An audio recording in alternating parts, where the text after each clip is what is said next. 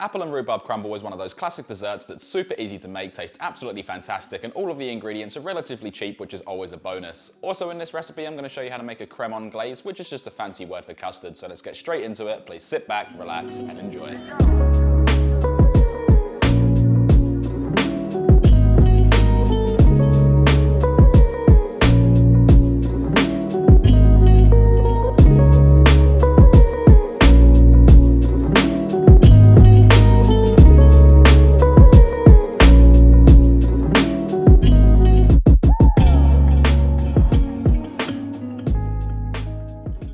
Alright guys, starting us off, we're going to need 1.2 kilos or 2.6 pounds of Granny Smith apples, to which we want to remove the skin using a peeler. Obviously if you have a peeler, do it like this, but if you don't, slice off the bottom of the apple so it sits securely on the chopping board, then proceed to slice off the skin, removing as little flesh as possible. But either way you do this, eat the scraps or throw them into compost. Once that's done, slice around the core, cutting the apple into 4 pieces, or use a corer if you have one, placing the core into compost. Then with our pieces, slice and dice them into even-sized chunks, trying your best to have them all of the same size for consistent cooking times. Next, here is 250 grams or 8.8 ounces of rhubarb that's had its leaves and end pieces removed. Simply slice this into even-sized strips, again staying consistent with the sizes.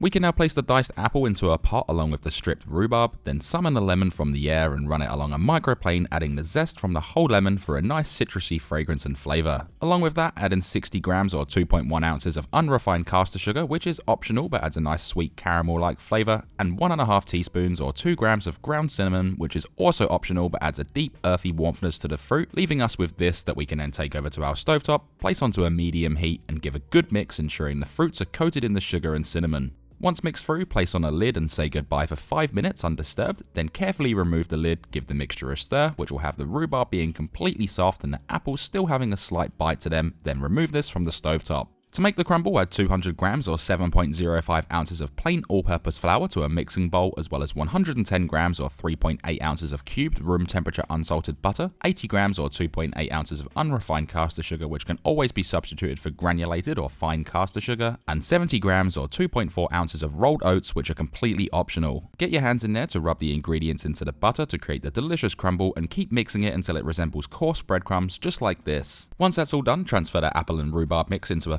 30cm by 22cm baking dish, making sure to scrape it all in there to avoid any wastage, then spread and smooth it out with a spatula or spoon. Next, tip the crumble mix over the top using your clean hands again to evenly distribute it around, making sure every corner and side is fully covered, and you can also do this with a fork, which will create a rough edge and create nice crunchy pieces on top. This can then be taken over to a preheated oven set at 200 degrees Celsius or 390 degrees Fahrenheit and baked for 25 to 30 minutes or until the crumble is beautifully golden brown. Now to make a creme anglaise or custard, pour 400 milliliters or 400 grams of full fat milk into a large saucepan, along with 200 milliliters or 210 grams of thickened cream, which is also known as pourable heavy cream or whipping cream. Then here we have 1 vanilla pod, which can be substituted for 1 teaspoon or 5 milliliters of vanilla extract, as these things are like $950 a kilo, but if you are using them, slice them in half to open them up, which is where all of those amazing seeds are, and scrape your knife through it to lift up the seeds just like so.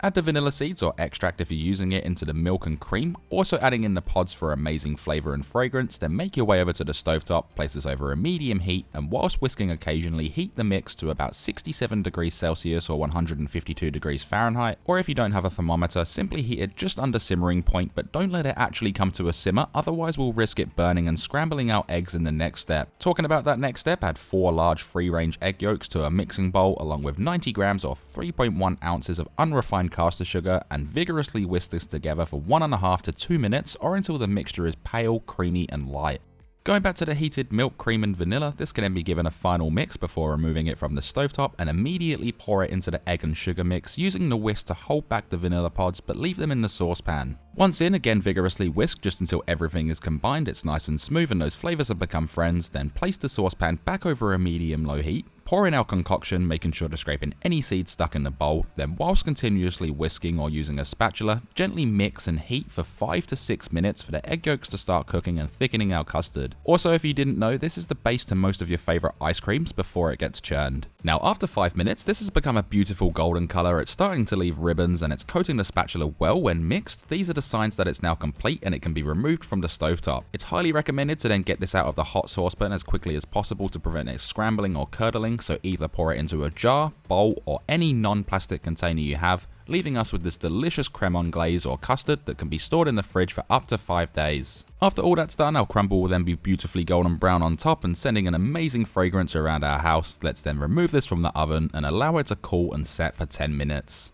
Whether you allowed it to cool or you can't wait, this can then be gently scooped out, with this being able to serve 6 to 8 people, obviously depending on portion size. As for serving it up, I prefer to stack a few spoonfuls on top of one another for a more rustic look, then of course drizzle over the delicious creme anglaise or custard for that finishing touch, and it really doesn't need anything more than what we've got here unless you wanted to serve it with ice cream, leaving us with this beautiful delicious classic that will make you salivate with each bite. And talking about each bite, we can then dig in.